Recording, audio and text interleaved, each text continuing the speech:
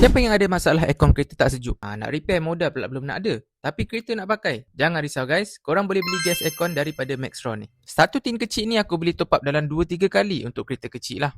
Memang jimat. Daripada korang top up gas aircon kat kedai kan, sekali top up 60, 70.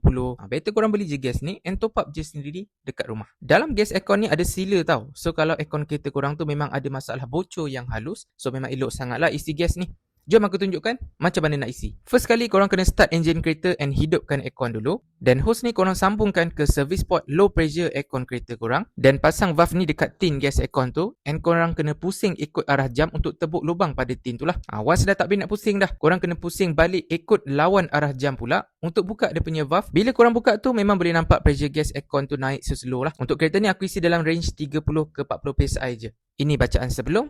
And ini yang selepas. Dan korang boleh masuk dalam kereta and aircon pun memang dah sejuk dah. Senang je kan? So guys, kalau korang nak gas aircon ni, aku dah letakkan link dekat aku punya bio. So just tekan je dekat situ.